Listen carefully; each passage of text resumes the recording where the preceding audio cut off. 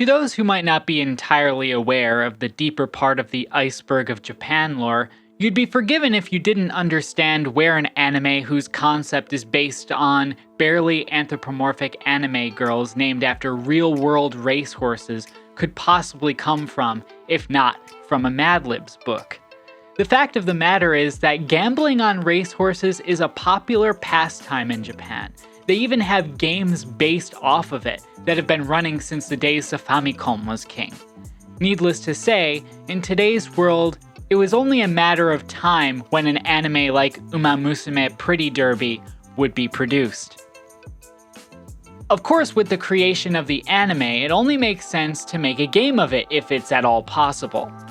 There was a mobile game released in 2021, but in the summer of 2024, we received the first proper console game, Umamusume Pretty Derby Party Dash.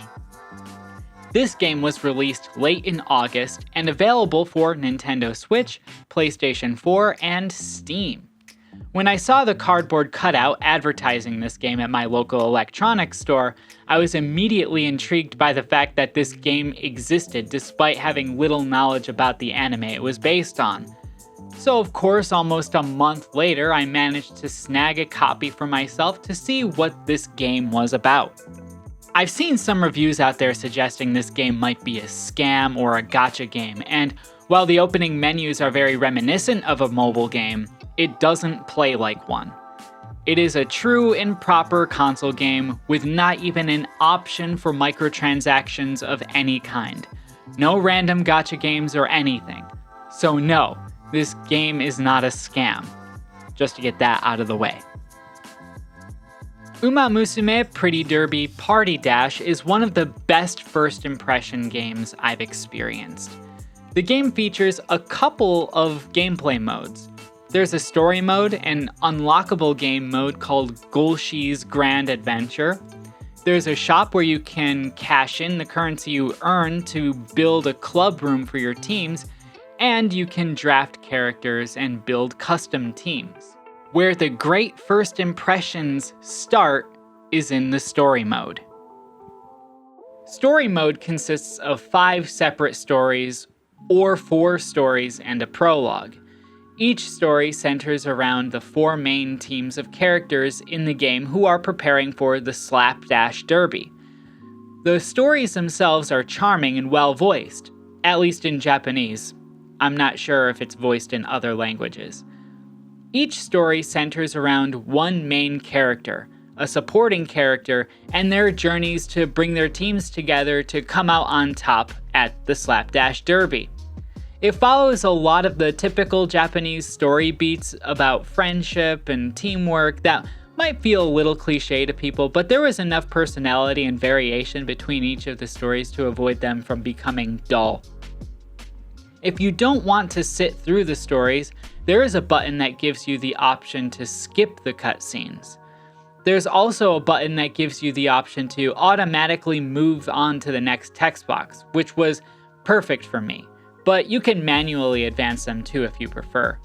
Each story consists of 7 chapters, and if you play through the chapters without skipping the cutscenes, it will probably take about 2 hours per story. Skipping the cutscenes, however, shortens the stories considerably. Since there's only one Slapdash event per chapter except for Chapter 7, which is the Grand Prix, each chapter could be as short as a couple of minutes. In this case, depending on your playstyle or your preferences for story to gameplay, all the stories could probably be finished within an hour. Each storyline focuses on a main character who has to train especially hard on one of the 4 events. Since there are 4 events and 4 different teams and they each focus on different events from each other, after finishing the story mode, in theory, you have sort of finished a makeshift tutorial for all the Slapdash events, which is a perfect springboard for players to then enter the Slapdash Derby Grand Prix mode in multiplayer. This structure is actually pretty clever, but what about the games themselves? Well, there are 4 different events: Dodgeball Demolition, Blazing Baskets, Gourmet Gauntlet, and Hurtling Hurdles. Blazing Baskets is a basketball game. It consists of 4 players all competing against each other to score 200 points or have the highest score once the clock runs down. As time runs out, different gimmicks are continually added to contribute to the chaos of the game. These gimmicks include UFOs, conveyor belts, wind gusts, moving obstacles, stacked baskets up to 3, and special balls that can multiply your score. The way the game works is a character not competing will serve a single ball, and the 4 characters on the court will either catch the ball or attempt to steal the ball from each other. If you have the ball, you rush to one side of the court and shoot the ball into the basket to score points. You and other characters can charge special abilities that can be used to sabotage their ability to get or keep the ball. The side of the court you score on alternates after every time a new ball is served after every score. The controls are very simple. Use the analog stick to move, B is to jump, A is to either steal or perform a defensive maneuver to avoid someone's attempt to steal, Y is to shoot, and R is to use your special power. I should say that I'm referring to the controls for the Switch version of the game, but I assume that the controls match up exactly with the controls on the PS4 version in terms of the face buttons. Everyone has 3 minutes to score as many points as possible, and this means there is a lot of running around, a lot of dashing, jumping, rushing, and any other adjective that can be used to describe an arcade-style party sports minigame. You can control your shooting strength by holding Y and waiting for the gauge to fill up as much as possible before releasing the button. If you're close enough to the basket and you jump while shooting, your character will automatically go in for a dunk, which is always fun when that happens.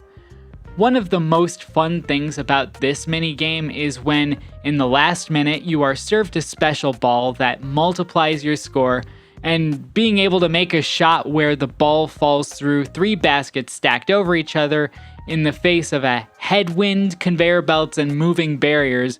Meanwhile, the announcer is frantically keeping up with every move every character on the screen is making. It's all chaos and a lot of fun. Dodgeball Demolition is a 4-member free-for-all dodgeball game where you and 3 others compete to be the last horse standing. The controls are the same as previously stated. You can dodge shots taken at you by jumping or running, or if you time your Y button pressed just right, you can catch the ball and have a chance to throw it back. Everyone has a health bar, and once the health bar is depleted, you are out. If you hold the R button, you can charge your special power, which you can activate automatically once your special power gauge is filled and you get a ball and throw it. Every character has their own special power, which can do massive damage to the other players, but this is balanced out by the sheer amount of time it takes to charge your special power. When you or someone else is hit, if they are holding a ball, they will drop it. Your character, or any character, will fall and be out of your control or their control momentarily and strobe with invincibility for a couple of seconds while they recover. This adds a level of strategy to the game because if you plan your attacks just right, it's possible to stun lock your opponents this way.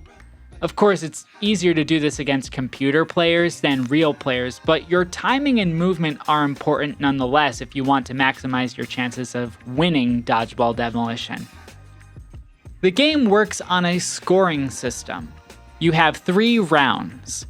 The winner of each round gets the highest number of points. If you finish with the highest number of points, you are crowned the winner of the game. Regardless of how many games you actually win, so long as you have the highest number of points by the end of it all, you are the winner. Gourmet Gauntlet is an eating contest. It's the only true team event in the game where you recruit 2 members of your team to compete together. One member of your team is an eater, and the other is the server. The server is the role you take. The way this game mode works is simple. A waiter comes through and drops a large number of multicolored dishes on the ground. You, as the server, must pick up and serve to your eater as much of these dishes as to your eater as possible. Combos can be created if you are able to chain matching colored dishes to your eater. This helps to increase your eater's eating speed. The more dishes they finish, the higher your score will be. The R button can be used to activate your server's special skill, which can be anything from a screen nuke to making your server run faster. Special dishes are also served in increasing frequency as the clock runs down. These special dishes can give special perks to your team and even unlock your eater's special ability, which is to temporarily increase the speed they can eat. Because these special dishes are rainbow colored, they can be part of a combo with any color dish you serve to your eater. If you aren't fast enough to serve your eater and they finish eating all the dishes you served and you still have yet to serve more, your combo will be broken. If you serve the wrong colored dish to your eater, your combo will also be broken. This doesn't really do a whole lot if your combo is broken. It doesn't punish you, but instead just takes away the combo you had built up, which only makes your eater's eating speed increase. This game mode is probably the easiest one to pick up, but it is still a lot of fun.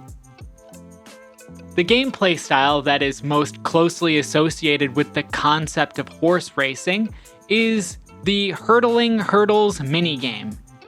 This game puts one member of each team on a long track that winds through a section of a city.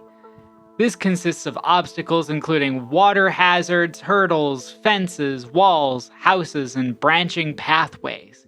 There are dash pads and randomized items you can use to sabotage your opponents, like in Mario Kart, and even cannons to blast you across obstacles in the course.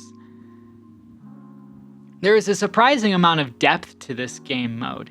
When coming to a wall, you have to climb up and over it. If you time your jumps, you can climb over the walls quicker than if you don't time your jumps optimally or don't jump at all. You can activate your special skill with the R button as usual. The Y button is a dash which uses your stamina bar like it does in the previous games. The X button uses the items you picked up. The analog stick will move your character between the 4 different lanes. If you've played a Boost Sonic game, it's kind of like that. This game is an auto runner though, so you don't need to worry about moving your character forward with the analog stick, just keeping your speed up by avoiding obstacles. The race is divided into sections with checkpoints marking the end of each section. These checkpoints award the crossing character a number of points relative to their finishing position. The winner of the race is determined by the final scores of the racers.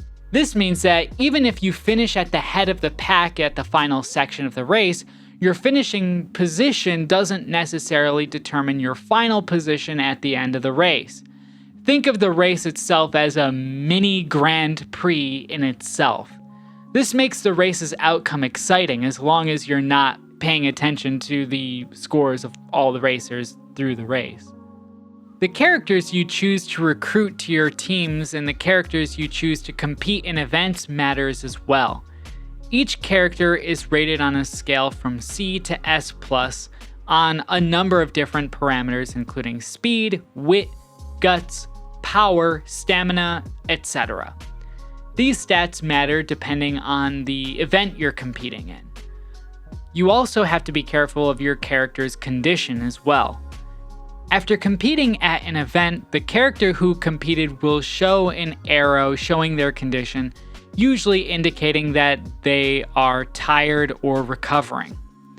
I assume this affects their performance in future events, although I didn't notice any differences. The game takes out some of the deliberation about who on your team to choose for the next event, with a thumbs up icon indicating the best choice for the event up next. Me being the way I am, I didn't really think much about drafting characters to my roster based on their stats, but more so based on their personalities as they were portrayed in the story mode cutscenes. My favorite characters, basically. Maybe if I paid more attention to the stats, I'd have better luck in the online multiplayer, but I'll get to that later.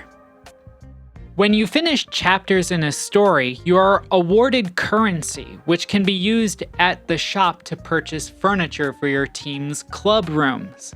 You can then build up your club rooms with the furniture and decorations. The more characters you draft, the more these rooms become populated. One of the amusing things about these rooms is that the characters in these rooms will make comments about the room in line with their characters, and while it's mostly just the same line repeated for the most part, it's pretty funny. If you have a room ticket, you can use it to create a new room, which is also pretty cool. While the interface is relatively limited and the spaces are pretty small sometimes relative to the size of some of the items you can purchase, you're allowed to be as creative as you want with the room's layout. Now, I'm terrible at interior design, so I had no idea what I was doing here most of the time, but the blank canvas this offers, I'm sure, would please many who like this sort of thing especially. One of the pieces of furniture you can buy is a game console. If you buy it and place it anywhere in your room, you unlock the minigame Golshi's Grand Adventure. Golshi's Grand Adventure is a game styled after a retro 8-bit game where you play as Golshi armed with a water gun. She must run a certain distance to complete the level while blasting her way through robot enemies. Once a robot is defeated, it will drop these little rupee-looking gems which increase Golshi's experience points. Once you reach the maximum number of experience points, a menu will automatically open, giving you 3 random options for power-ups. You can select one of these power-ups or later level up existing ones. These power-ups allow you to take out more enemies faster, which allows you to increase Golshi's experience much faster, which allows you to level up it or add more power-ups to your arsenal. The system reminded me a lot of the Xbox 360 game I used to play called Otomedius Excellent, which itself is a side-scrolling shooter which operates on the same system as Gradius. So I guess Golshi's Grand Adventure also can be understood as along those lines as well, maybe? In the levels, you can also collect treasure, which translates to in-game currency, which also can be cashed in for items at the shop for your club room. You can also collect equipment for Golshi to increase her stats. These include strength, agility, vitality, and resilience. The game controls similarly to the Hurtling Hurdles events, where Golshi will automatically run, and in this game's case, use all her weapons automatically as well.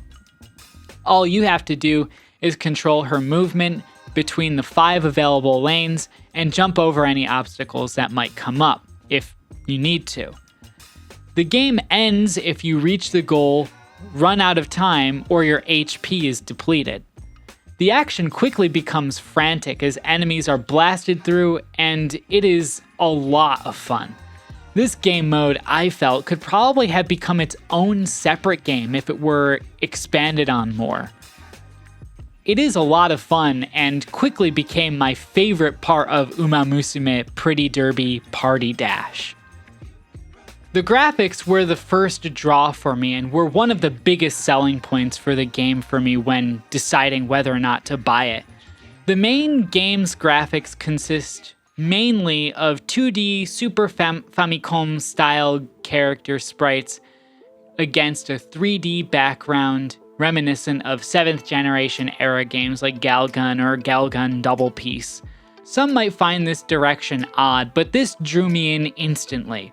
As a fan of the 5th generation of consoles, especially the Sega Saturn, where a lot of games consist of this kind of graphical style, I was instantly sold. The game runs well, which is unsurprising since the Switch should be more than capable of running a game like this. Umamusume Pretty Derby Party Dash is an incredibly fun game. Even as a single-player experience, the story mode, especially if you let the cutscenes play out, is a beefy 7 to 8 hour experience, and on top of that, you get Golshi's Grand Adventure, which is an entire game unto itself. But then, something happened. For some reason, I only recently found out about Forza Horizon 4's delisting from all stores and the closure of the game's seasonal festivals. While not going completely dark, that meant that a lot of the game's content has been lost, and despite having over 100 hours in the game, I now feel as though there's little reason for me to go back to it. One of my favorite games is now essentially dead. Umamusume Pretty Derby Party Dash is a party game, and while the story mode is a great experience, the gameplay is a bit few and far between, and finishing all the stories doesn't unlock anything special when it comes to those mini-games. Naturally, you turn to the multiplayer, but what you quickly discover is that the servers are sparsely populated. Only a month out of release, and it seems everyone has moved on. You can get Grand Prix matches with 1 or 2 others and CPU teams, but if you're looking for individual matches, you're likely completely out of luck. This is a party game, which thrives on the idea of competing against others in a chaotic series of minigames to come out on top in this case, a Grand Prix. But if after a month's time, you're already hard-pressed to find others to play with, it seems that the future of this online Grand Prix mode is already looking bleak. This in turn means that the game's post-game bread and butter, the reason to come back to the game, is entirely useless. If you want to draft more members to your team, you're basically forced to grind the stories again in order to get draft tickets. The same goes with the currency too, although you do have the additional option to do Golshi's Grand Adventure. But I'm not sure if Golshi's Grand Adventure, despite how fun it is, can really carry this game alone. When I realized all this, I realized that I'm experiencing a game that is already near the end of its life. This was not as much disappointing as it was just really sad. The games are so well designed and so fun. The only way to really enjoy them is in the online multiplayer mode, which in the seemingly inevitable event that it goes dead, that there's little reason to go back to the game at all. Perhaps a mobile game has enjoyed greater longevity? If only there were just one more game mode that allowed for a single player experience outside of the story mode with high replay value that could entirely replace the multiplayer. There is local multiplayer, but, well,